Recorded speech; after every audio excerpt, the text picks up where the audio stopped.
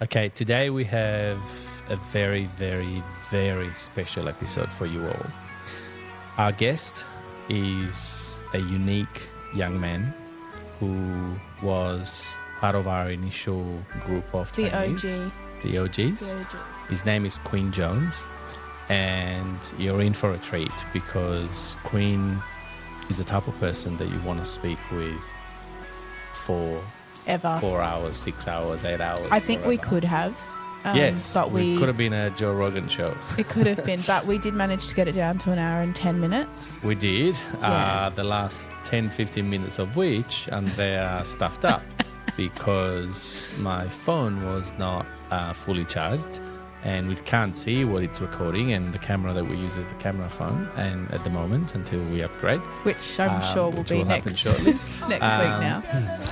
But basically the phone died, and so the last 10, 15, 20 minutes, which is the most emotional part of the podcast. I'm not 100% angry about because I was crying and I do.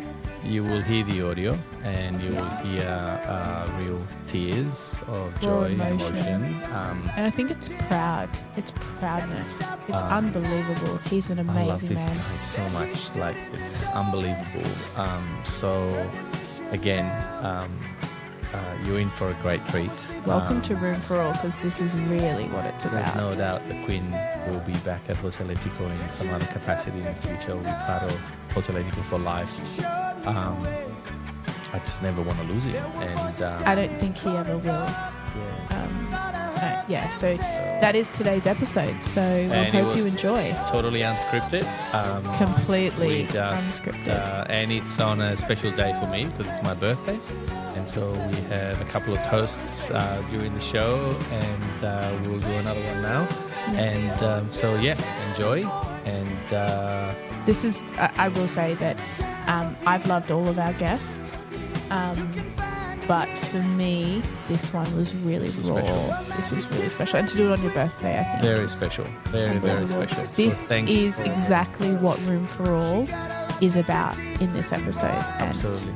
And I'm so looking forward to next year when we will have all of our trainees and graduates in the show.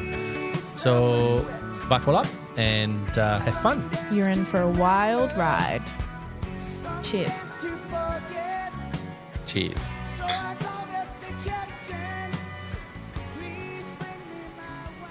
And we're live. Perfect.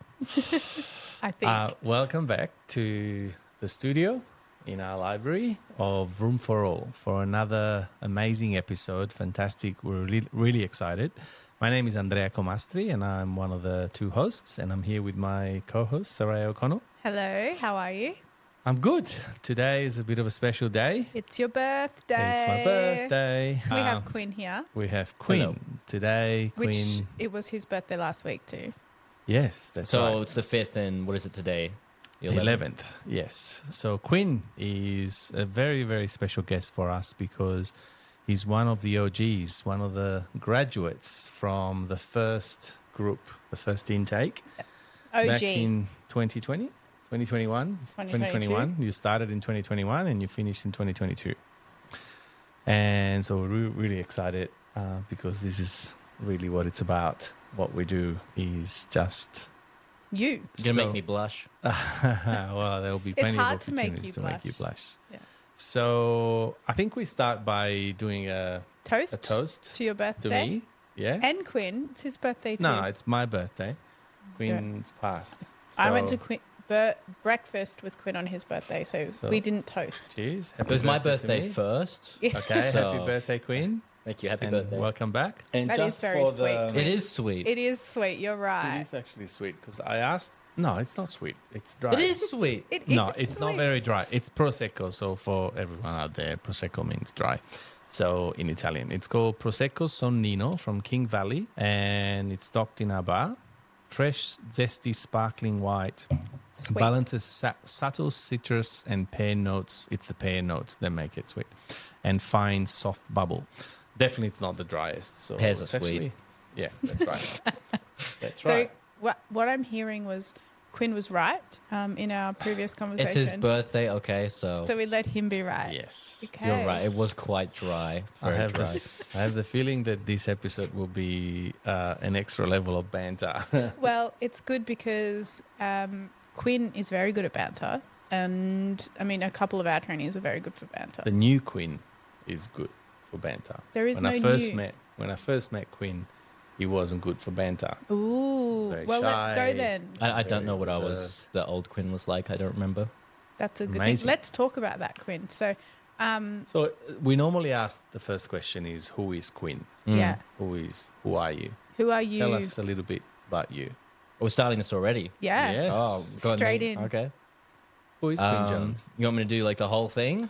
My Just- biography right here? Yes, give us a shortened bio. A shortened bio. Yeah. I was born in Tasmania, but like pretty much as soon as I was born, I was moved to Sydney. I lived in Sydney. My mum's is a hippie. She was one of those people that would live in a tree for a week so people wouldn't cut it down and people would bring her food. Okay. My At father, least people Did she would bring actually do her it? food. yeah, she did the Tarkai and trees. Wow. So she quit she was actually doing culinary arts and she quit halfway through to go to Tasmania to fight the Tarkai trees. This was before I was born, Yeah. obviously. And my father was an anarchist.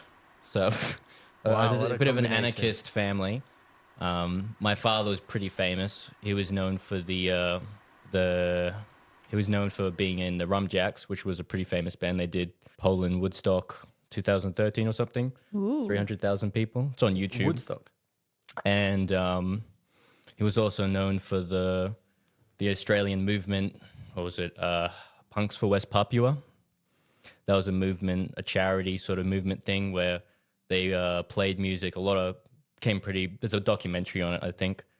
And he also recently was in the Australian Band Heroes or something. Recent documentary, like 2 years ago or something. Wow. Amazing. But yeah, So that's your parents. That's where you that's come my from. parents. And we lived in Sydney I lived in Sydney for probably like 5, 6, 8 years maybe. Went through multiple places. Annandale was probably the last time I was in Sydney. And then we went up I lived in Falconbridge after that. And then we moved to Hazerbrook. And then we moved to Springwood, and that's where I live now. That's where you We are. were always moving quite suddenly. I wasn't a very rich family.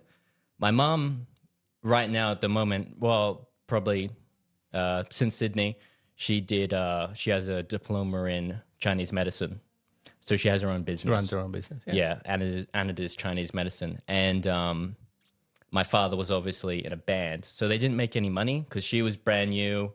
She doesn't know how to run a business. She got not many people. And my father was constantly in a band. And Yeah. he also did other jobs. So we would basically, whenever the rent went up a little bit, we would have to move. Right. So we were renting. We'd probably move once or twice a year. Wow. So we probably lived in like 4 different places by the time we moved up to the Blue Mountains. And And is that only you, single child? Or you no, have so it's me and my siblings? brother. Okay. So my How old's brother, your he's brother? 6 years older than me, so he'd be about 28 at the moment. Is he still live in the mountains? No, I think he lives in Melbourne or something. Okay. There's a guy that I see every time I go to my gym in Katoomba. He's the spitting image of you. Like it's it's your brother. probably Quinn. No, like he's. Sometimes I actually looked at him and I said, "Is it Quinn?" No. Do you Really have a similar. doppelganger? There's a guy at my work, and he started working me recently, and he's got a ponytail, and everyone's like, "It's Yeah. Quinn's father." Well, you know what though? You've cut your hair. When you were here, it was I haven't very recently. long, It's but it was gone out of very, control. very Yeah, long. then he went shorter. Then now it's I prefer it long like this actually. I'm just lazy, to be honest. I've been needing to cut it for months and months. Probably and months. does it for money. He doesn't cut it because it costs money. People are like, "Oh yeah, I cut it. It was going down to here, and I had all this hair." And like, "Oh, you donated it to the blood thing?" I'm like, "Oh, no, I can make money out of it. That's what happened to me. It was all greed. of course." It was not. So I grew up in the mountains after 10 years or something. And then, Yeah, so I was actually going to Falconbridge School Primary, yeah. until grade 3. I finished grade 3, and then I became homeschooled after that. Mm-hmm. So my mum, I used to go to the after schools and everything. But it just, I wasn't learning. I was having trouble. Even the after school things, they tried to teach me a different way, which ended up not working for me. And my mum was influenced by her friends quite a lot and decided to do homeschooling, and she would teach me herself. But she didn't really quite know what she was doing either after a few years. So she gave up and got me private tutors. Okay. So I had a few private tutors. I did music, overall, basic math, and English. Wait, did I say it? English, Yeah. math, And music. and music. Yeah. Okay. And that's I have a very limited education because of that. Everything else is self-learned. I just if I don't understand something, I'll learn. If I'll read a book. It wasn't until recently that I've actually properly can write fast. Like I could write before, but I couldn't write fast under pressure. I struggle with that. But at work now, constantly writing things down. And Constantly. now you're doing an apprenticeship, which we'll go over. Yeah. So obviously there's a bit of formal learning. Yeah. So then I did. So tutors. Then I started doing some. I wanted to when I was 16. I didn't want to get a job, not because I was lazy, but because I just felt that it wasn't worth it. Because there was a lot of rumors of people that are 16 at that time. You could pay them whatever they wanted. There was no awards for people that were age. So basically, you could charge them to do whatever you want. So there was a lot of kids getting overworked. Okay. Because the parents obviously were like, oh, we need our kid to start working so he becomes independent. And then they overwork the kid on the stupid 'cause they're job, paid on a getting lower paid wage. nothing. And I decided to do volunteer work instead. I thought if I did volunteer work, I wouldn't get paid anything, but I would be building a lot stronger connections, and it wouldn't be a hard job. Volunteer work generally wasn't very hard. So you wouldn't be overworked and people would like you, But you would get and it's a good experience. atmosphere, and you'd get a lot of connections. I built a few connections after that. So I started, that also What led type me. of volunteer work? What were you doing? One of them was the co-op at Katoomba. That was hardcore. Like that was basically they had a cleaning thing every fortnight. They clean it. They clean the entire thing. And it was mainly older people. It was just me and this one guy doing half the whole thing by ourselves. That was hardcore. But the other volunteer work I did was for an actual disability supports team. Okay. In Hazelbrook. It was disability supports, local, and I just went there and set up a barbecue. So they would bring the barbecue, I'd set it up, I'd make all the food for everyone. Some of those people actually came to Hotel Etico, so I actually knew some of them before Okay. when they came out. Dominic Jack- was one of them. Yeah. A few others. Anyway, and that was great. They actually said, you did so well. They started paying me That's with good. cash. Actually, a bit later, quite a lot actually. Cash. Yeah, I think that's frowned upon now. Cash. it was a while ago. Not by the receiver. Anyway, I didn't say cash. I said Bitcoin. Anyway, Sorry. Yeah. but I did that for a while, and then I think what was it? Maybe COVID happened or something, and I can't remember. No, that COVID was- happened and it was canceled. I don't remember the reason, but I ended up not getting back into it. And then I think around after that time, anyway, I started working.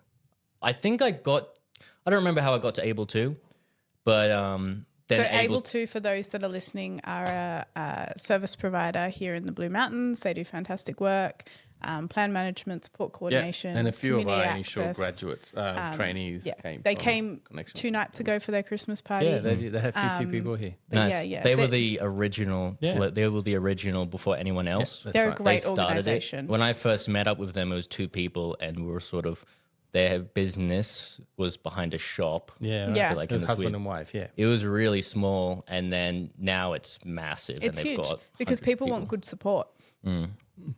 a lot of people, their staff actually left Able To and created their own business and actually took Yeah. some of the.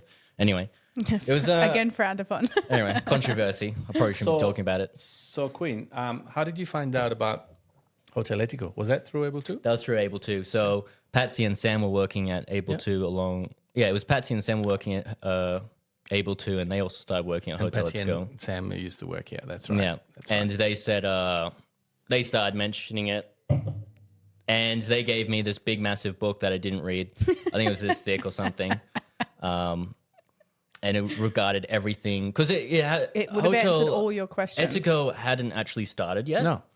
So what you guys did was you wrote these massive books and you sent them out to everyone so Okay. people would understand it before they started I've it. got one on my desk. Actually, I've got the original. Do you? Yeah. Do you want it? Do you want it? You can read What are you it. talking about? Oh, yeah. Yeah, I've got it on my desk. Okay. Just take a look We at would it. have changed so much. Yeah. It's not relevant anymore. but- Stella must really. have been the one to... That's what we had at the moment, Yeah. at the time. And so, Yeah, it's- but we've developed so much. Yeah, when yeah, we've yeah. done, so It was a big book. I'm surprised you guys had that. Anyway, You didn't I read it? accepted. I didn't read the book, but I accepted anyway because they were very enthusiastic about it, and I thought, well, maybe it's a big thing. You were the very first accepted. Back on Pioneer. all of the records, you were the very I first. heard that I was the first person- application. Yeah, first application, first accepted into the Hotel Etico I remember program. meeting you here with you and your support worker. I Remember? You remember wasn't that really day? my support worker. I guess No, you could call okay. her. But yeah, she was my music teacher. Yeah, okay, yeah. She's like my mentor. I still see her. Yeah, okay. She's really good. And so, do you remember that day? Yeah. I do actually. So, and what did you? How did you feel? Like, were you? Yeah, what was your first impression of Yeah. Andrea? No. Not Andrea. It was a while ago, and I usually generally forget things quite easily over time. I can tell you what my first impression. But of I you think was. I would assume, based on my past self, I was probably very nervous. And I was also probably very excited because I wanted to. Look, I think from my memory, it was obvious. You could tell that you would shine, but you were quite reserved, quite reflective, and you took your time in terms of providing answers. Thought about it very carefully. And, one of the questions that we were asking in an informal way was, what do you want to do? What's your dream? What's your aspiration? And you're saying, well, I'd like to buy a house, but I don't know how it works. I don't know, where do you get the money? How does it work? What do you need to know? And so that was your objective at the time. And then you were saying, I don't really do much. I play music. Yeah, I play guitar, but I don't really play. I stay at home. I don't like to talk to people. I don't like people. Still down. Yeah. Well, you But hide you it very talk well. to people. I don't like people. I like to be on my own. I don't have a lot of friends, a lot of connections. It was just very reserved and very. And so, yeah, look at you now. Like, unbelievable. I remember the first day I met you, Quinn. It was my very first day, and Andrea And it was must about have been 10 trying. months. I think you'd been doing the program for about 3 months, but it was my very, very first day, and Andrea had organised lunch, so the chef cooked lunch, and you came. Yeah, But you weren't meant to be here, Got I don't photos believe. on my phone. Yeah. Yeah, it was great. So that was my very first impression with you. We had a great conversation. We had lunch together, and then the program started back up 2 weeks later. So it's good. And you had a great bunch, great group, 6 people, lots of different personalities. You had four boys, 2 girls, all sorts of different personalities. And we had one academy only instead of 2 apartments. And it was obvious from the beginning that you were sort of the one that would provide mentoring or support,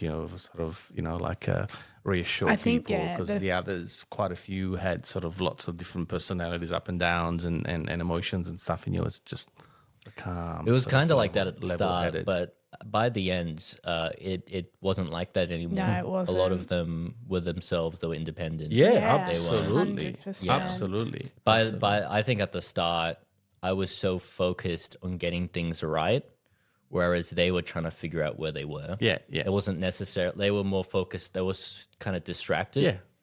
And so I kind of was ahead with some things, getting things done, and with my work.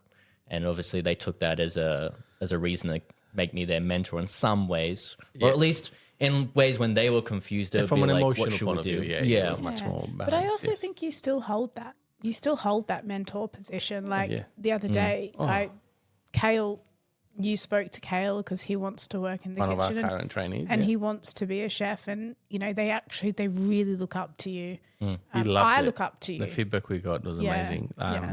So yeah, and so because during the program, at the time we were exposing all of you to all the different areas of the hotel, but there was a bit of a focus in the kitchen at the time. The chef was sort of very keen on training, and so he was actually getting on the tools. And I was like, were you always interested in cooking? No. So when I first started, I hated cooking.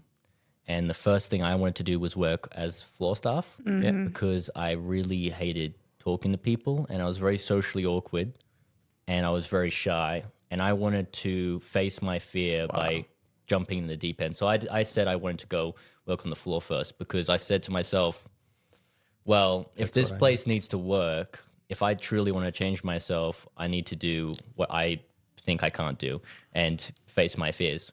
So I did that first, and that was very hard because I was doing all the things I couldn't do. I was writing dockets, which I really struggled with writing. We don't do that anymore. But I really struggled with writing. I'd write a docket, I'd run up to the chef, I'd give it to him, and he would say, Quinn, I can't read this. Rewrite it. I'd rewrite it, send it back to him. He says, I can't read this. Rewrite it. I'd rewrite it. And I'd run up to guests, and I don't know how to talk to them. Like I know how to talk to them and I know what to do, but it felt horrible. But also we didn't know what we were doing. Yeah, it was. But I was, after a while though, I felt very good because I knew that I had changed a lot and I was able to develop a lot, and that gave me a lot more confidence going into housekeeping. I think that was the next thing I went. Well, thing is, housekeeping looked pretty easy for me personally. So if I'm able to do, you don't have to talk to anyone. if I did the hardest part first, right? Which is what? What's the hardest Floor part? stuff, right? Yeah. Working on the floor. I did the hardest part first, so I thought everything else after that, I had a lot of confidence because I did the hardest part first. After that, I just needed to basically just go and just make sure I give it my all, and that's all I did. I just gave it my all after that. But then you ended up in the kitchen. Yeah, I think I did. I worked as a floor staff, and then I worked in housekeeping, and then I worked in the bar, I think, maybe. I think You're I pretty worked in good behind the bar. I'll say that. I was Yeah. all right. Yeah, not I bad. didn't have my RSA, though, so I couldn't really do much. Yeah. You could pour water. I could pour water and make coffees. I Well, was yeah. all right at making coffees. Technically, you wouldn't have been allowed to be behind the bar, but obviously. For the coffee machine, yes, absolutely. He can be, yeah. What was I saying? And then I moved to the kitchen. And when I moved to the kitchen, I said to the chef, I hate cooking. I said, I've always hated it. I don't like the action of making food. I don't particularly like eating food. I didn't really care for it. You like food. You eat a lot. I've seen you I eat. eat a lot because I'm hungry. Because I need it. I didn't really actually... I need it. I wasn't excited by food at all. I wasn't excited by food. I wasn't excited by making food. Okay. I didn't know anything about the kitchen.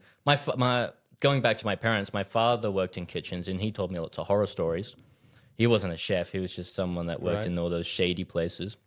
And he knew Kitchens are another really, level. really shady places. They had one chef, 10 microwaves. Yeah. The dodgy of the dodge. And then and then the owner would grab all the microwaves from the tip so he didn't have to pay for them. One of them ended up breaking, and my father went to hospital. He said he could hear his brain sizzling after Anyway, let's move on. He also You have lived a life, Quinn. It was my father, all right. But my father was also childhood friends with Steve. You ever watch that show, The Cook and the Chef? Yeah. Yeah. The chef in that show, he was my father's childhood friend. Wow, So okay. he would be constantly over and would talk to him. Okay. He and my father worked at the Hilton. He was the head chef at the Hilton or something like that at the time. My father worked under him for a bit, and they were friends. I think he's an executive chef in Adelaide now. I don't know. But I knew him a little bit. But besides that, I didn't really know anything about kitchens. And when I came here, I said to the chef, I don't like kitchens at all, and I don't like cooking. And he said, after I'm done with you, you will love cooking. I'll make you love cooking. And he did. He definitely did. He Taught you a lot. He taught me a lot, and it made me go. Turn the spark on. Yeah, and the housekeeping was boring for me, and working as floor staff was stressful. Yeah. But when I went to the kitchen, it wasn't boring and it wasn't stressful. It was. You don't find a kitchen stressful? Oh my. Going to the Fairmont. But you can Yeah, focus. you can When I focus. went to the Fairmont, it was very stressful for a bit, but it's not stressful anymore. And when Yeah. I first started here, he wasn't giving me hardcore tasks. So Yeah, okay. I wasn't stressed. It was entertaining. It was fun. And I was interested in learning. And there's so much to learn in the kitchen. Like there's stuff to learn working behind the bar. Like I really was interested in coffee, and that was lovely. I know. There was a point in which where you were making so many coffees. I was worried because you were drinking like 10 coffees a day. And I was like, oh, Quinn, Yeah, slow down. It didn't help that the head chef was crazy about coffee, yeah. He once drunk like 28 shots of coffee in a Yeah, day. it's... And he was like, sometimes I would be working with him and he'd be like, double shot piccolo, run over the bar, make a piccolo, Yeah. run back. 3 hours later, double shot piccolo. run to crazy. the bar. That's a lot Yeah. of coffee. It's a lot of coffee. But I liked making coffee, so that was good for me. So you were here for a little bit longer than a year because of the shutdown with COVID. And then when you were approaching graduation, you were already developing the idea of wanting to be an apprentice or to do something Or to work in in the a kitchen. serious way, right? To work in Yeah, the kitchen. I liked working in the kitchen, and I didn't know what to do with my life. So I decided that rather than go home and do nothing, or do nothing in general, I should decide to do something. And I liked the kitchen the most, so I decided to work in kitchens. Like it was just based on a whim. I like kitchens, work in kitchens. And Simple as when that. you graduated, you started working here in the kitchen? Yeah, for so a I while? graduated, and then at that time the head chef left. It took some of the staff, so we were understaffed. And you guys, I can't remember if I asked or if you offered. I can't remember. Probably But- both. probably it was probably both. just We a offered conversation. when We you knew were we at- wanted But to. I decided to stay longer, and that was great because It was the a last little tricky though. Because was you very didn't have tricky. a license as well. It was So, very yeah. tricky. But the last chef that left, when I started with him gone, there was a lot I needed to pick up. Yeah. And there was lot of self-learning, a lot of Googling, a lot of figuring things out, and like self-teaching. And it was a good experience. I did some things there that I wouldn't like. I have never done at the Fairmont. Right. Like I've been in the Fairmont for like 2 years, and I've done all this stuff, and even stuff I've done here that I didn't do at TAFE or at the Fairmont, just because like it's manageable, and I was basically by myself. Amanda was there, and Amanda was the head chef, but she was She learned on the tools. she rather learned she than- was she was teaching herself as Yeah. well. So Yeah. we were Yeah. both working together almost. Yeah. And so, as much as we loved you and we wanted you here, we We knew. wanted to push you out into the big wide world because we knew that that's where you were going to get the good value, and you wanted that too because you wanted to learn. And you wanted to. So we sort of got together with Fairmont and found you an opportunity to work in the kitchen there, and you started first as a what role did you have, like in some sort Just of a station? kitchen. When I hand. first started the Fairmont in general, I was working as floor staff. On the floor. Yeah. With work experience? Yeah, Yeah. with work experience. I was working. They don't call it a maitre d' there. They call it something else. I was working the front desk for breakfast, taking people in, making sure that Hostess? yes, Hostess? Yeah. Yes. Hostess. Every hotel's different. yeah. So yeah, my job was for the breakfast. Jameson for their breakfast. Some people had complimentary breakfast. Some people didn't. So I had to check their room IDs, check my book, make sure that their room ID says, yes, they have complimentary breakfast. Or make You'd be them pay. surprised how many of them go, oh, no, I'm with that table over there. We're the same room. I'm like, really? Do you have what room number were they again? Oh, no, not that table, Anyway, Well, yeah, for a free breakfast. And the yeah, a Fairmont lot- does a pretty good breakfast. they do. They have a very big Yeah, breakfast. Huge. And it was a lot of people trying to get their way in. Anyway, I was a hostess, but I was also running around picking up plates, doing all the normal stuff. After that, I did high teas. High teas were horrible. High teas I've were never been to a high tea. very stressful Have because you been to one? Have you actually sat at one? I've sat at one and I worked at one Yeah. at the Fairmont. I did that for a few weeks, maybe a month or so. It was a while. I worked there a lot, and it was really, really stressful because these people were important. They're the most important people at the Fairmont. Yeah, Not as in social status, but going to the high tea, you're expected to be the most important person. That's why you pay so much money. It's for service. And so every single little thing is really important. They have to get their coffees to their standards, 1/3 cappuccino, Right. ice on the side, High quality served in a service. gold Yeah. cloth cup. You know, it has to be absolutely perfect. And so as someone who wasn't really good at serving, it was really stressful. And I've had my times where this was much later when it went all wrong. Anyway, end up pouring some champagne on one of them. Lucky they were very nice people.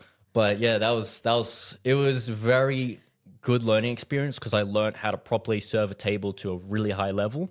Yeah. All the different cutlery and all what they all do and what side they should be on and how to fold the napkins and where the glass should be and how you should arrange a table and also how you should be treating these people differently how you would treat normal people. Yeah. That being said, it was real. And like when you bring the high tea, you have to explain every single detail. So you go, I got the you got plain scones, fruit scones. Then you've got the gluten-free this, with this, with this. You have Then to got remember it all. every single cake was different in its own way. And you had to remember every single detail of the cake. Gluten-free, with this, with that, made in this way. Next one. Then you go to a the lot of bottom, pressure. and then you go. Then you do the sandwiches, chicken with mayo, with this and this, chicken salad with this. So it was a lot to remember, which I have horrible memory, and it was a lot of stress. But that was also a good learning experience. So that was really, really stressful. You know, and difficult. you say that you were horrible at service, but I have had and experienced your service here. You're not horrible at service. You're actually very, very good at it. Very, very good. You just don't enjoy it. Yeah. I just don't enjoy it. Yeah. Fair call. I think she was I don't know if I think she's a food and beverage manager. Diana at the time. Yeah. Food and beverage manager, I believe. She really liked me. Yeah. And when I said I was walking over to the kitchen, she fought the other managers. She brought them into the room and screamed at them, I want this guy. He started here. He Yeah. does good here. I need this guy.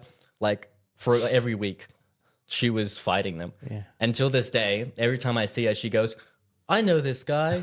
He worked with me. Like every time I walk past her, she's like, I worked with this guy. He She's was got a here good first. memory too. Yeah. He started with me first before he went over It's here. good to be loved. No, Good to be fought for. Diana was great because she was because she's really tough on people. Yeah.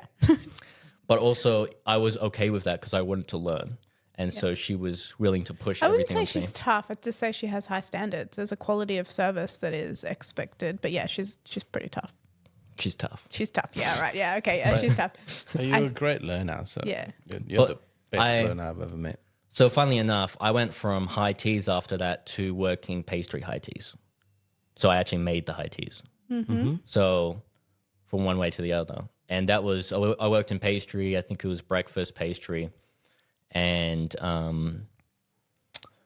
this was after I left, I think. I think I left Hotel Etico and then I started working in Yes, kitchen. because you were doing both for a you while. were doing Yeah. both for a while. But I was doing pastry, and that was also really difficult. Probably easier than working. On the It was floor. probably easier than doing the high teas themselves, but it was a different level of difficult. And the chefs were constantly shouting at me, and it was really hard. But that I also learned a lot because it was really everything has to be perfect, and if you do even slightly something wrong, you just mess up the whole recipe. And I knew nothing when it comes because that was my first time walking into that kitchen, working in that kitchen, and their standards were really high, and every single person is qualified, Cert 3 or Cert 4 or diploma, all of them, every single staff member. At that time, there was one person that wasn't, and there was like 17 chefs. That's an amazing level of trust that They had in us. Yeah, absolutely. given And you- they did. They had a lot of trust in us. They fought. The general manager was Ben Mellor at the time, right? Yeah, and That started Karen. it? Karen Yeah, was and the HR, Yeah. and Beth, who's still there. Yeah. She's now head HR. They put a lot of trust in us, but they also believed in you. So I remember having a conversation with Ben. There's actually a photo of us having this conversation because you and I look so intense, and I'll have to find it. But we were standing there and Quinn was sitting to the side and we were having the conversation saying Quinn wants to go into the kitchen, literally, because I remember that. And he said, okay, like they had a lot of faith in you. They knew you. They knew what you were like. They knew that you would go far. Well, I had to have an interview with the head chef before any of that happened. Yes, right. So I think Karen was there with the head chef at the time. I was sitting upstairs spying. And obviously she was one of the main bosses, but at the same time it was his decision. Yes. And when I went to see him, he was very down to earth, a really cool guy. Like obviously he's tough on people, but like I just told him how I felt and how I wanted to do it and how confident I am and how I really, really wanted to work there. And he said, great, you can do that. You know, I said I wanted to become an apprentice eventually. And he said, yeah, all right. So without Patrick being there, I think he was head chef of the year at one point. He was, yeah. He won it. We were at the awards when he won. Yeah. But yeah, he definitely, I think any other chef might have said no. Or if they did say yes, it would only because... Well, it was a gamble. Yeah, it was if another chef did say yes, it might have been because they were being pressured. But Patrick wasn't under pressure. Like he held his stance. I think he just simply wanted me to stay there. Good. It's good. And so you've been there for 2 years now, and you now started an apprenticeship in, what's the official name of it? Commercial cookery. Commercial cookery. And you do that at TAFE in Wentworth Falls. Wentworth Falls. So Cert 3 commercial cookery full-time. Okay. What does that involve in a nutshell? So commercial cookery is a broad, so everything. A little bit of pastry, a little bit of baking, a little bit of like butchery, a little bit of... It's sort of like a jack of all trades, master of none. A little bit of management. But that how do you learn? I love it. That's a great... Can you say it again? Jack of all trades, master of none. Love it. That's me. But how do you learn? What is the process of learning? Is it in class? Is it on the job? Both? Yeah, so it's at TAFE. So they have a practical and a theory. So when you come in on the morning, which for me it's 9 o'clock, you've got practical. So they would have several recipes that they're making. It depends on the teacher. Every teacher is different. I know it shouldn't be different, but depending on the teacher they've got a different way they do it. So they've got usually 3 or 4 recipes, 3 or 4 items, and they would demonstrate how to do it, and then you would have to replicate what they did. And they would explain what they're doing, why they're doing it, and why we're doing it, and what this is used for. So you do all 4 of them or 3 of them or whatever, and the next week you would have to redo it, but without any help. Okay. So you would have to make it yourself based from memory and based on your own recipe, based on the recipe that you've been given and everything like that. So you have to remake it. Some chefs actually give time. So you'd have to make them in order in a time frame like you would do in a restaurant. Entrees first, mains, then desserts. Very similar. Do you get to eat it? Yes, you do. So you would Some of that food would be really good. Yeah, so you would give it to the chef. He would try a little bit. He'll check it, and then he'll give it back to you. You can eat it after that. Okay. If you want to take it home, you actually have to pay for it, which is horrible. Yeah, because they pay for the food, right? And how many days a week do you do that? Full time, it's 1 day a week. Okay. I think if you're part time, it's like 2 days a week or something. Okay. I can't remember. And then the rest is on the job. The rest is on the job, but the on the job is just normal. Yeah. Like you're just normally working. And your supervisor supervised. has to certify. So you have to have a certified chef to have an apprentice. So how long is the program? 3 years? So the program is 2 years at TAFE, 3 years at work. Okay. So there's something called proof of proficiency. Yeah. So you do 2 years at TAFE, and then you need to do your proof of proficiency, which is 3 years pay slips at a job under the award of chef. Yeah. Or sorry, working as a cook or chef. Yeah. So, but if I've already worked there for 2 years, at Fairmont for 2 years, and next year will be my 3rd year working there, and also that will be my 2nd year at TAFE.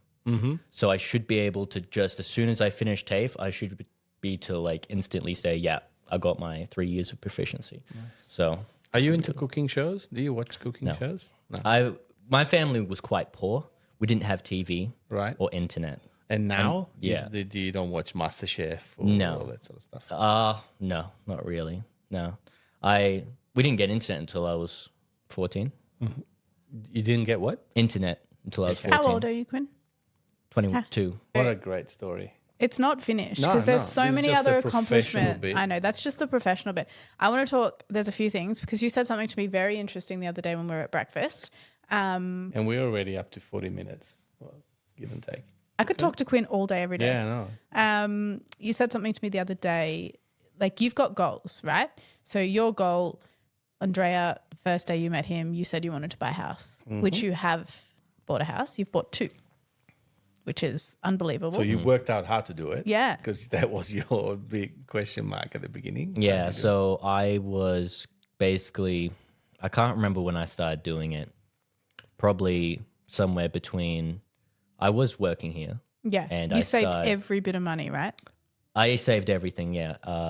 All the money, the first place I bought, I used only what I made from Hotel Etico and that Unbelievable. prior stuff I did with that disability support team because they also gave me some money, a little bit. I know. It's unbelievable. Yeah, so I just I saved get me cry. goosebumps. I'm crying. I am. And I was- also after I started working after I finished my graduation, I started working here. Yeah. And I was making money for that. Yeah. So, and I was also working at the Fairmont at the time, making money from that. Yeah. So it wasn't a year after I left. also another job in between you. I remember. Oh, yeah, I worked at Auntie yeah, Ed's. I So I remember worked- getting up you yeah. because Katoom. I kept calling you and I was like, Quinn, you That can't was work short-lived, 7 right? days a week. You need to Yeah. slow down. I was working 7 days a week, 60 hours a week. Yeah, it was too much. That's not a You good needed way to to slow start. down, which you've learnt that lesson, right? To slow down, and Sure. you're not going to work 7 days a Sure. week again. Sure. You're just telling me what I want to hear. So you bought a course house. What did you do? Like without disclosing private stuff, but what did you buy? Where? Yeah. So after a few years, I ended up saving $40,000 Unbelievable. and or $45,000 maybe. And I started. Well, before that. I was just researching everything I needed. I was the just like, what best the hell am I doing? And before that, my math teacher was also teaching me finance, but she wasn't teaching me real estate. She would just mentioned you could do real estate. And that sort of sat in the back. I said it to her at that time, there's no way I could do that. That's stupid. And she said, well, one of my students did it. I went, no, there's no way I could do that. But it sat in the back of my mind that she said I could do it. And I said, well, let me start doing research. Because at the time when I worked here, I actually was investing my money. I was investing it in bonds, treasury bonds. So not to be confused with company bonds where you with the money, you basically giving money to the company, you're giving it to the government. So the idea is that the government's a lot more Guaranteed. trustworthy because in order to lose all your money, Is it? in order, from the so the money Oh, idea, money. Got it. if you buy treasury bonds, the only way you could lose it are 2 different ways. One is human error. There's Which- a lot of that in the world. You'd be surprised how dumb you'd have to be though. How dumb? Yeah. So if you put your money in treasury bonds, there's a maturity date. Yeah. Which means that at the maturity date, no matter what the value of the currency, no matter what the value is, you'll get all your money back. Got it. But if you sell before the maturity date, if the value's gone down a lot, that's what you'll get it as. Got it. So if you bought it and then it goes all the way down to rock bottom and then you sell it, you lose all your money. But if you wait until the maturity date, you get all your money back. Got it. The other way you could lose all your money is if the government collapses. Which Won't in Australia happen. is unlikely. Unlikely. Yeah, so those are the 2 ways: selling it, being dumb, or waiting for the government to collapse. But anyway, yeah, I invested in that, and that was good because at the time, term deposits were 2%. Okay. Like they were horrible, 2% annually, and the bonds were 4%, so it was double. And you could realistically, if they actually went higher than what you paid for them, you could sell them early if you chose to. Like if they went up in value, you could choose to sell them early and get your money back before the maturity date, which in term deposit you can't do. Yeah. But yeah, so that was great. But I decided that when I sold them, I actually decided, let's see if I can do real estate. And it was really difficult to start, but I found a company that was just starting up, which probably wasn't a smart idea to use. But it was... You learn. You live and you learn. It was even maybe really not smart to do because the person in charge of it was a celebrity. And he was known... Yeah, he was known as the youngest person in Australia to get 30 properties. So he was on the news constantly. What was it, 21 before 30 or something like that? 30 properties before 21 or something. And he came from poor. And he made a business where he would find properties and then he would set up all the mortgage brokers, all the everythings, and you just need to give him your money. It was more of a simpler way to do it. So the idea is you go up to him and say, this is how much money I've got. Can you get me a mortgage broker, see how much I can use? You get a mortgage broker, you talk to a mortgage broker, he finds out how much you can do, and then he says, okay, so what type of property do you want? I want this type of property. And so he'll give you a list of like 5 different properties, and you choose what you want, and then he just starts sending you documents. Because he goes, all right, you can choose your own, you can get your own solicitor or get your own conveyancer, but these are ones I recommend. You just get whatever you want, and then after eventually they just keep sending you documents, and then you have to read every single little bit. I probably signed 50 documents. I probably read 150 pages of documents, every single detail. You are one for detail. There was a lot of information you had to read to make sure everything was perfected. You would be getting called every single day for like 4 weeks. It takes about like 3 months. It took me maybe 3 months to get my first one. And that 3 months was just every day emails, every day calling people. I'd be so overwhelmed. It was horrible. And I remember when we were searching for a house, like it was just overwhelming. And the real estate agents are ruthless.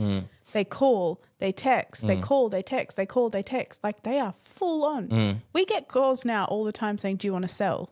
What's even worse is if you don't live there and you have to deal with a tenant and the property manager, which is at what the same you do. time. Yeah, that's horrible. I still have to deal with that. But anyway, So had to deal with all the. They said, "Oh, we got worries about this, worries about that." I had to figure out whether I wanted to go through with it. It was pretty horrible. But the first place I bought was 36,000. 360. That's a cheap house. 360,000, and it was a $36,000 down payment, which was 10%, and the rest of my money went to the all the expenditure. Yeah. And that was all my money. So I was poor after that. I had no money.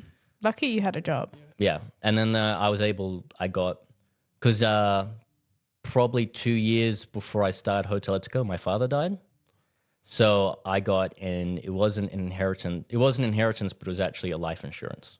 Yeah. okay. Because he was a skeptic and he saw that he was going to die. So he did a life insurance. I think life insurance is really important. So I remember, just to sidetrack a little bit because you brought up your dad, for your graduation, you were wearing a very special jacket, I think. That was your dad.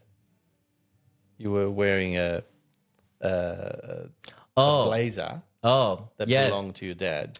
Yeah, I just wear that generally every day when it's cold. Well, but it was special. Yeah, so because we weren't that rich, my family had a habit of lots of hand-me-downs. Everything was hand-me-downs.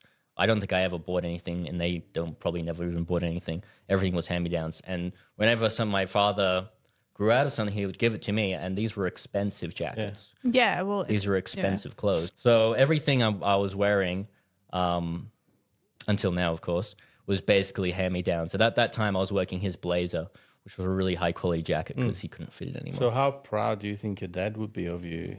Would he be proud? He would definitely be proud. That's when I feel like when my father first died, I wasn't thinking that much. It was horrible because I had to set up the funeral and all that type of stuff. Like I was in charge of all that stuff. And it was a lot to think about, but I wasn't thinking because I was busy and I was doing things. But after, how it works is every time you do something that makes you think about you do things that make you think about them. You do something, you think, I wonder how my father would think about it if he saw me right now. I wonder he would think about my new jacket that I bought, or the new knives that I bought, this cool thing, this new cool car I bought. I wonder if he would like it or if he would hate it. You know, so whether it's like or hate regarding what he would feel, like you're thinking, I wonder what my dad would think about this. Yeah. And that's just constant. That is constant. It's a great feeling, but it's such a feeling of loss and grief and sort of. Well, you never forget people. That, yeah. It's something that stays with you forever, and it depends. If you truly love someone, you'll never forget them. I think there's a great quote, and I often refer to it. Grief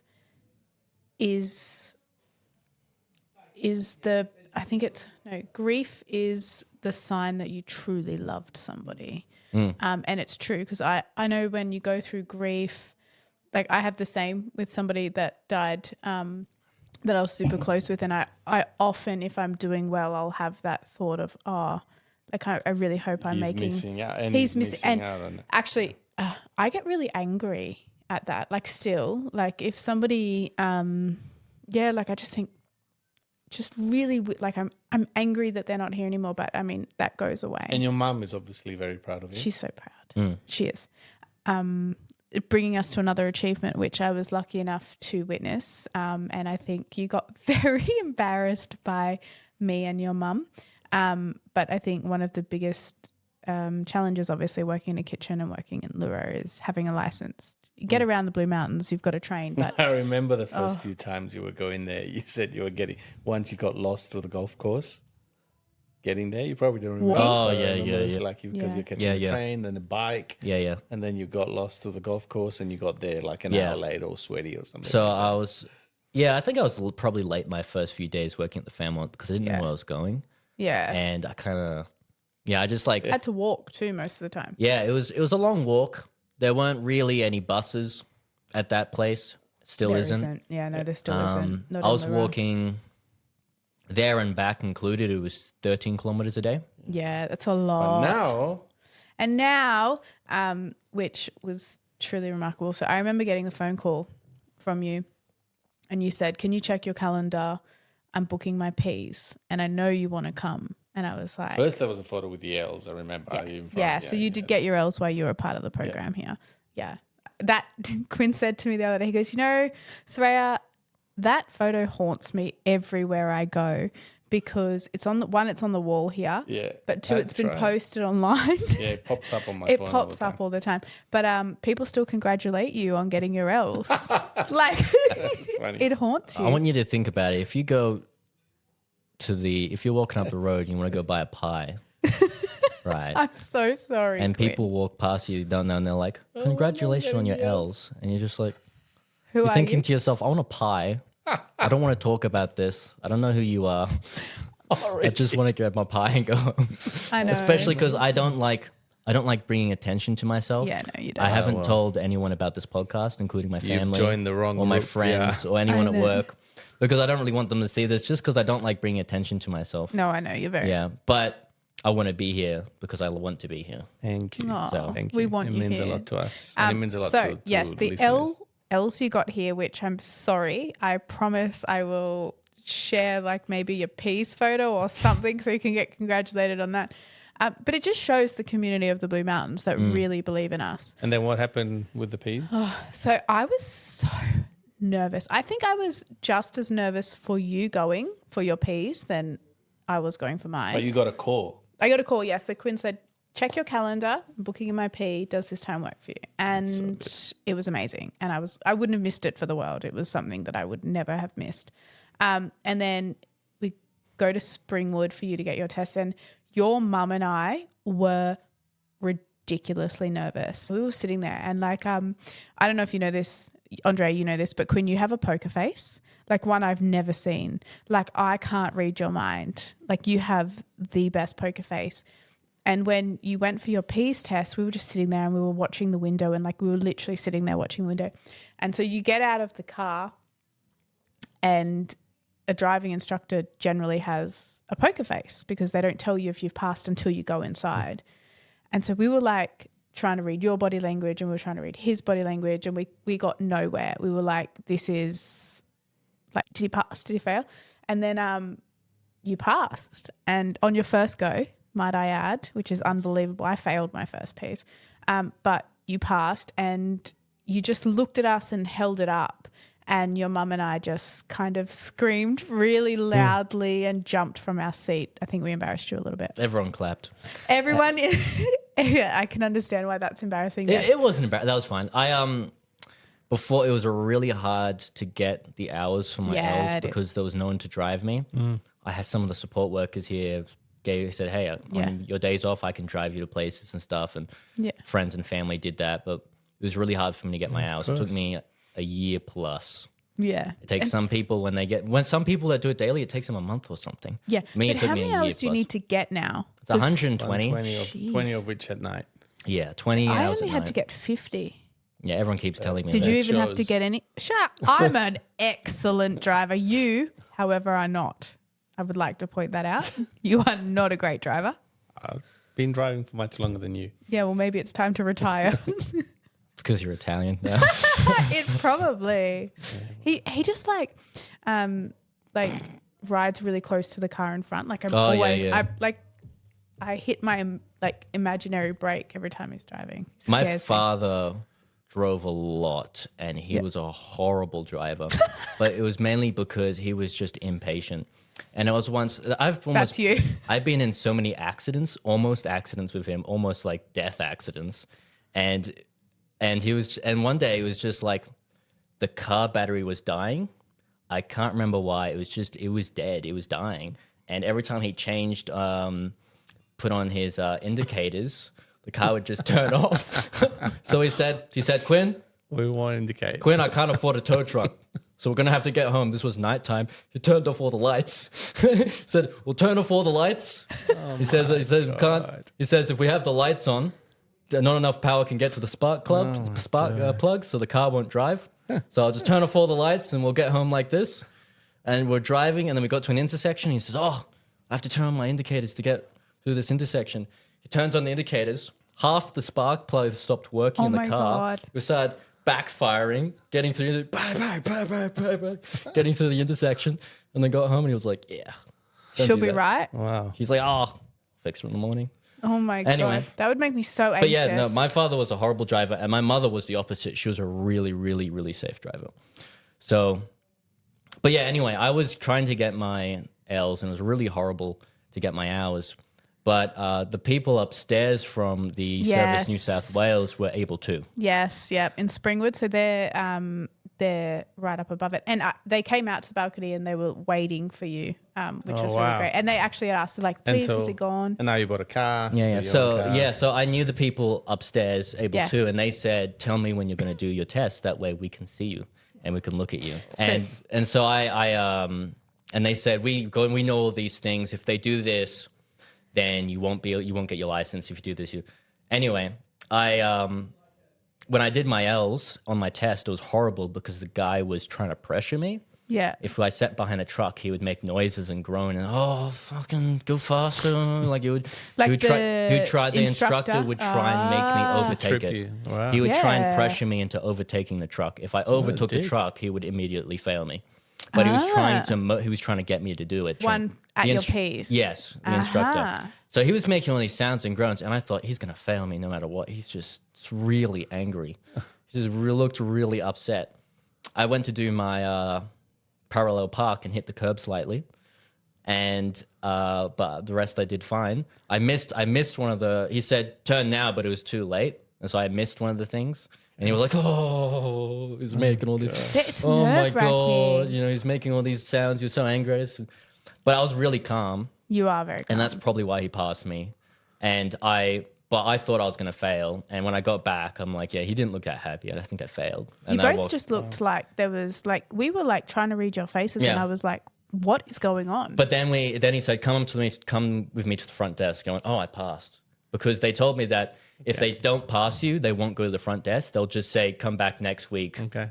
That's it. you know you have to wait 3 weeks now to retake your test. Yeah. It was 2 weeks at the time.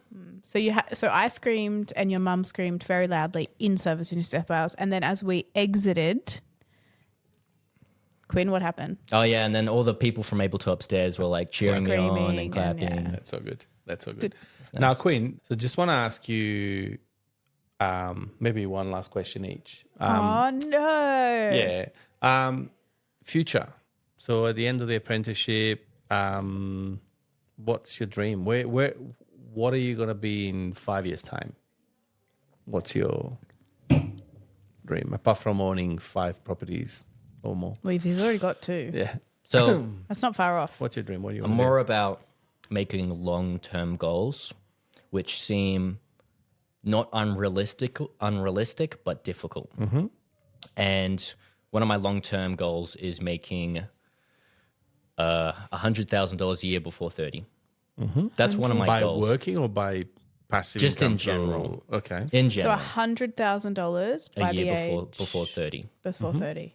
And I've done the math well, actually, before I say that, so I'm at the moment though, right now, I'm trying to do goal, which I absolutely think is possible, is buying a third house. Mm-hmm. So the first and second house were easy, but the problem is once you get to your third house, which is top 1%, by the way.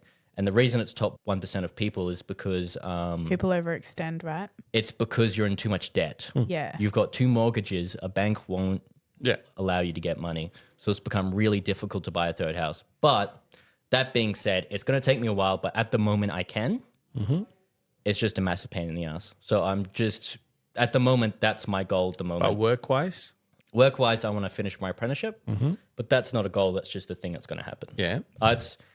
I feel like with a goal is something I'm trying my best to get to. That's my go-to. Do you want to be a head chef? Don't know. That's not a goal, I think But you should it's be head chef of Etico. of course. Hotel Etico. Yes, Yeah. absolutely. Maybe not this side. Of a different side, bigger restaurant, bigger kitchen. He can be executive chef over all of them for all. Yeah. Well, I'm going to be the head chef of Hilton first. Hilton. Wow. You guys will have to fight for me. So I'm We going to know say. people there. We know people there, but Look, I can't compete with the Hilton. In terms of introduction to hotels, we definitely can open a lot of Yeah. doors for you. Because You want to be the head chef of the Hilton. I'd love to work at the Hilton. No, Which I was one? just joking because I was talking about that last guy I knew that worked it. But I would love to work at the Hilton. Really? But which one? There's 2 in Sydney. Do you know the Hilton? Have you been there? No. Okay, so you know Whoa. the name, the aura that there is. Yeah, around the name yeah. of the Hilton. Very Let's well go. known. But it was very famous, and it was the standard in the 80s and 90s. and To have a stuff. famous head chef. No, the Hilton. The Hilton, The Hilton's beautiful. Yeah, no, it's still an But amazing it- restaurant, but it's not like now the industry is so varied. It used to be like, it feels like you're staying at the Hilton. It does. Now- It doesn't now matter where there's you went. so- It doesn't matter you know? where you went to America or Yeah. Asia. Still like that, Hilton was the number one. Yeah, now there's so much, and so you'll definitely get there. But so We're talking about goals. So yeah, at the moment I'm focusing on finishing my apprenticeship and getting this house. Those Yeah. are within the same level. yeah, And after that, I'm basically just focused on growing my career. That's it. Just growing my career and learning and becoming better. I'm not really particularly thinking of going, because once I finish my apprenticeship, I should become a commie chef, which is the lowest ranked chef. And then if I want to become a demi chef, most likely I'll have to move to a different hotel. That's generally how it works. In order to go up ranks would require a lot of effort. And I'm competing with really good chefs. You're a really good chef. So you're competing with people exactly at your level. What's your Don't ever last- think I'm just that. saying it's faster. I've got so many questions. And then I've got thoughts. Can we have questions and thoughts? A reflection. For me, I mean, we spent a full day together last week. So, I mean, I drilled you full of questions. But one thing that I was trying to say before that stood out to me, one of your goals is to be more sociable, right? Which you're going to kill me for mentioning. Well, I really love learning. Yeah. That's like my go-to thing. It's not a goal, but it's just something. It's my passion is learning. I love learning. And if I find something that I'm interested in, I'll You're push so it deep. and push it and push it. Yeah, you do. I don't like particularly dealing talk? with people. Small talking talk's with horrible. people. Small talk I hate. But I like the psychology part of it. Before I went to Hotel Etico, I was interested in technology and psychology. Psychology was more of just something I was interested in psychology, and technology was a hobby. So I built a computer and I would constantly learn about things, and I was really interested in computers, but I was equally interested in the human mind and how it works. And when How I does come mine work, Quinn? Don't answer that. I'm not going to answer Yeah, that. you don't answer that. I'll leave, anyway, I love just learning how people work. I don't necessarily want to talk to those people. It's just that I'm interested in how they work and how I can use what they know to improve myself as a person. And I have been reading ebooks on reading body language. I know you and- pulled me up on my body language the other day. Anyway, On my smile. He goes, you know, when a woman smiles without their teeth, it's fake. I wasn't talking to you particularly. I just thought it was No, for interesting. real. You do often smile with I that. do I ju- often do I it. just And it didn't- is, I am now conscious of it because so last night when I took a photo, I was happy to be in that photo. And I was like, so yeah, no, but it's true. I was simply interested in that most people, most women knew about this. Just overall, that's how it works. They knew it. And Yeah. when they see other women do it, they know they're faking it. Yeah. Whereas men absolutely know nothing and are That's true. completely in the dark. Yep. And it's 100%. funny how different like girls and boys' minds are in that way, where it's like just completely, things just inherently are completely different to that level. And I also love learning about that things where people will lie. If people lie, they'll look to their right. What do you mean something they're ab- right? They're right. Something about the right part of their brain and the left part of their brain is different, and they're more likely to lie. If they look to their right, they're more likely to be lying, whereas they look to the left, they're more likely to be genuine. Just all these interesting things that you don't really think about and might not even really matter, but it's just simply interesting stuff. Like I don't. But you have to be around people to examine that. Yeah. Well, So- that's the thing. So You we're have at the to- pub, right? That's what you said. We're going to go to the pub. Only if you're paying. I got breakfast the other day, and I'm pretty sure I have to buy My his birthday. birthday. I got your breakfast. But yes, no. You're becoming Harry. That's why. Harry makes me pay for his beer all the time if we go to the pub. Is there a woman in your life? No. Will there My be mum. a partner in your life? She's a good woman, your mum. Do you want a family? I want to. At the moment, no. No, not at the moment. But I know I probably will want a family, and I probably will have a family. I'm making assumptions I will in the future. At the moment, though, I'm not even thinking about it because why would Don't. Hey, 22? I? A family. Come on. I had Lila when I was 24. Well, too early. 22. He needs to make $100,000 a year. Exactly. 100%. Which he'll make way before Well, 30. I can remember when I was guarantee talking that to about you. my math and whatnot? Well, if Yeah. I get 3 properties, the idea is properties double over a year and a little bit. So both the properties I own at the moment together, they'll pay them off over 10 years. Plus they would have doubled in value, which means there'll be 1.3 million or something. And basically just like the income alone from that is roughly 50,000. If not, that's You'll be that's there. minimum. That's minimum. So Easy. my current job, when I was a cook at the Fairmont doing 60 hours, I was making 70,000 a year. So that's what I was making 2 years ago, That's what I mean. Like, plus adding those houses.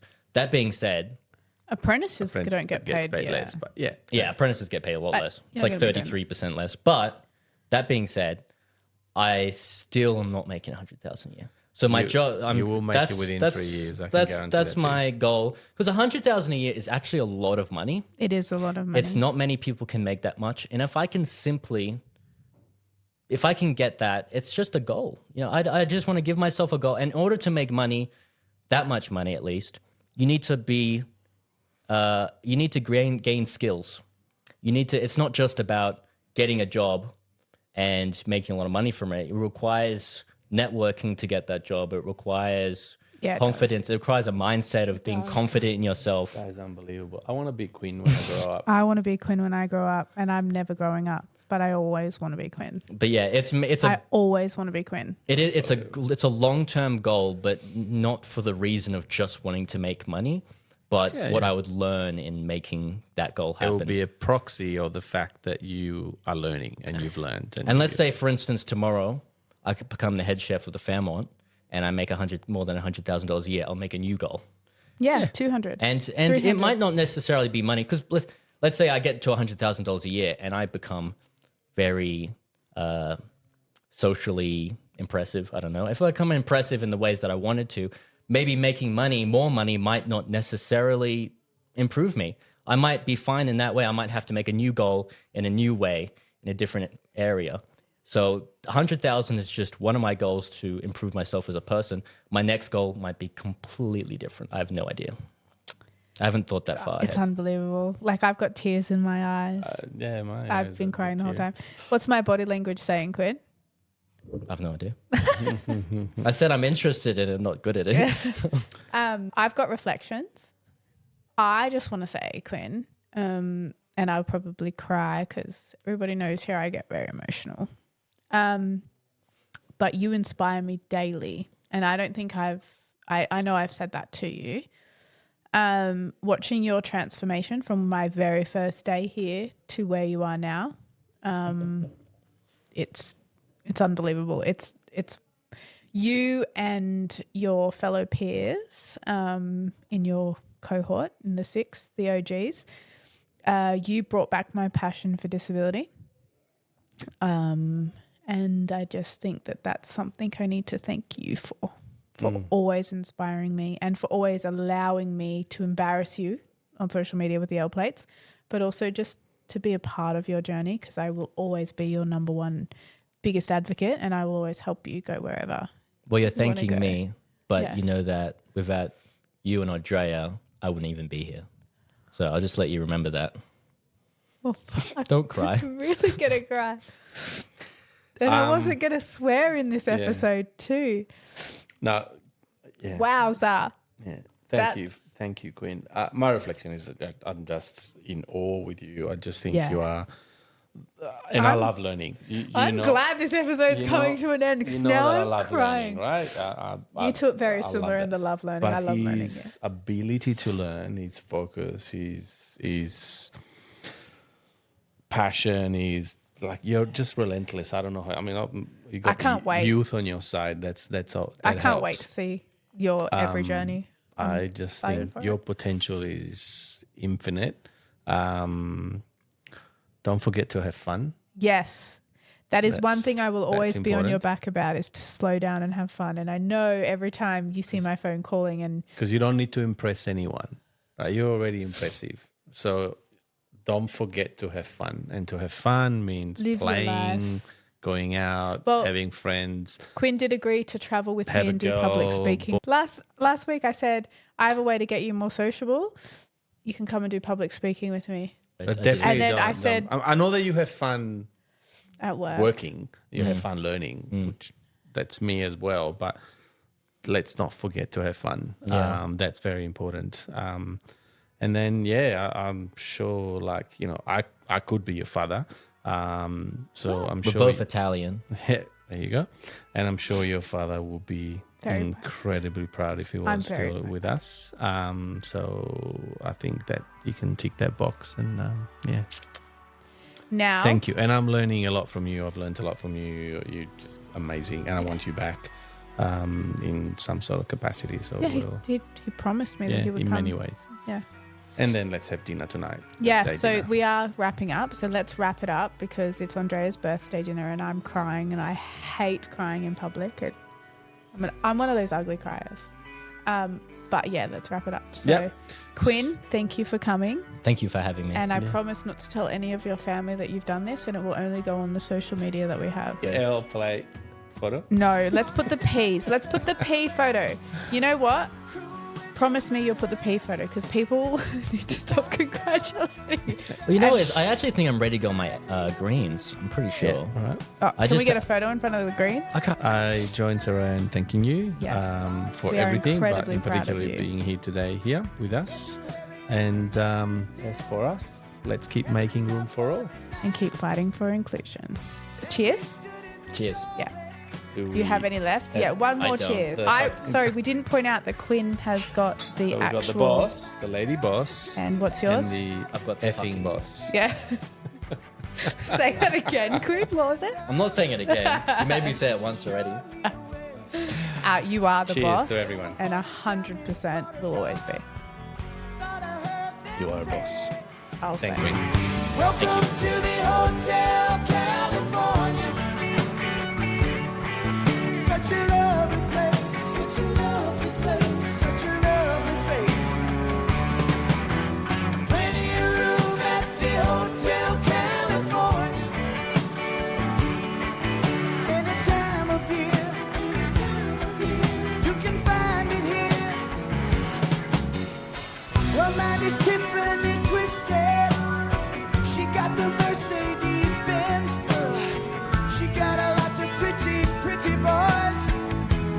she calls friends.